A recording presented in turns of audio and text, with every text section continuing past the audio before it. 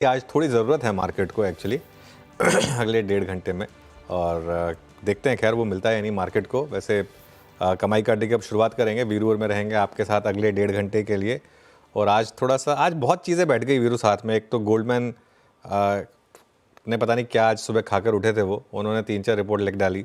एक मार्केट है ना, मार्केट के लिए एक तीन चार रेगुलेटरी चीज़ें एक साथ आ गई। देखिए एक चीज़ मैं बताऊं आपको, सुबह की वो जो स्ट्रैटेजी थोड़ी गलत पड़ी, उसमें एक चीज़ बहुत सिंपल है।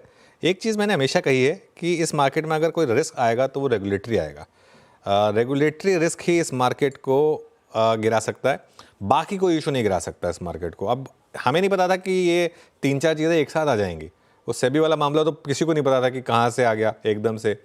फिर वो स्टोरी ब्रेक हुई, उसके बाद एक और अब पार्लियामेंट कमेटी बुलाएंगी या नहीं, ये थोड़ा सा एक अलग इशू आ गया। तो ये सब चीज़ें हैं इसकी वजह से। लेकिन जो भी है, इम्पैक्ट तो आया मार्केट के ऊपर।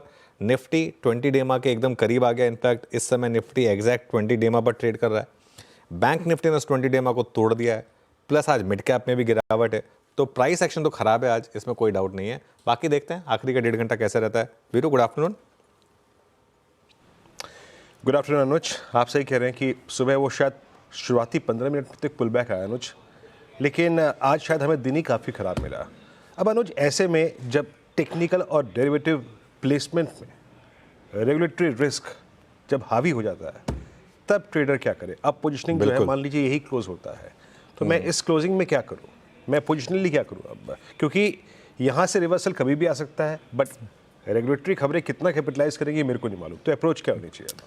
बिल्कुल वीरू, बहुत बहुत सही सवाल है आपका। और फ्रैंकली बोलूँ ना, मेरे पास जवाब इसका नहीं है। मैं सच बता रहा हूँ, मेरे पास इसका जवाब नहीं है। मैं खुद कंफ्यूज्ड हूँ आज, क्योंकि नॉर्मली जैसे आज सुबह भी बात हो रही थी, एक अप्रोच ये थी कि बाय करिए और उसके बाद आप सब स्टॉप लॉस लगाइए। हालांकि एक चीज़ मैं कहूँगा, सुबह एक बार के लिए मार्केट ने उस ट्रेड को रिवॉर्ड किया था। हमने बात भी की थी सुबह एक बार जब वो ग्रीन में आया था कि अब आप चाहें तो भले ही सुबह के लो को स्टॉप लॉस लगा लें या अपनी पोजीशन हाफ स्क्वायर ऑफ कर लें। ये बात सुबह हुई थी एक बार। उसके बाद जब मार्केट कोलैप्स हुआ तो वो क्लियर हो गया था कि बस वो ट्रेड वहीं तक थी, उसके बाद वो कोलैप्स हो गई।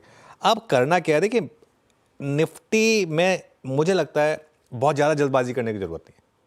आज आप देखिए कि ये जो गिरावट है, ये वन डे अफेयर है या नहीं है। आप देखिए वो सेबी वाला मामला जो है, मतलब वो एफपीआई वाला मामला जो है, अगर वो वाला मामला है तो मंडे तक वो मामला क्लियर हो जाएगा। भाई कितने एफपीआई रह गए, कितना वो रह गया, मैं पढ़ रहा था कहीं कि बहुत ज़्यादा नहीं बचे हैं।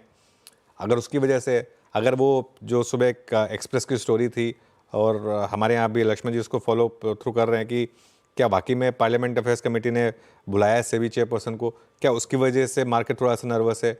एक रॉयटर्स पर स्टोरी आई थी कि डेरिवेटिव मार्जिन बढ़ने की तैयारी हो रही है, क्या उसकी वजह से मार्केट नर्वस है।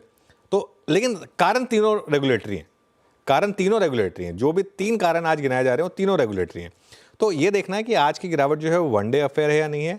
24,800 के नीचे अगर आप बंद हुए तो अपने पोजिशनल लॉन्ग्स को भी स्क्वायर ऑफ करिए। 24,900 के ऊपर लेकिन अगर आप बंद हो गए तो मैं कहूँगा कि ट्रेंड फिर भी इंटैक्ट है। तो अब ये मामला डिपेंड करता है कि आप 24,800 के नीचे बंद हो रहे हैं या 24,900 के ऊपर बंद हो रहे हैं। और अगेन मैं एक चीज़ बोल रहा हूँ, हम हर स्विंग नहीं पकड़ पाएंगे, ना किसी को कोशिश करनी चाहिए। और मैं तो ये भी कहता हूँ कि कई बार अच्छा होता है कि अगर आपने कोई स्ट्रैटेजी बनाई है, अगर वो फेल हो जाती है तो वो बीच बीच में आपको थोड़ा सा और थोड़ा स्टडी करने के लिए, थोड़ा मार्केट के मोमेंटम को पढ़ने के लिए थोड़ा सा मजबूर करती है। तो ठीक है, कोई दिक्कत नहीं है। एक मार्केट ने एक व्यू को नेगेट किया, कुछ समय के लिए आप लाइट हो जाए मार्केट में। कोई ज़रूरत नहीं है कि इस मार्केट में आपको यहीं पर पैसा बनाना है।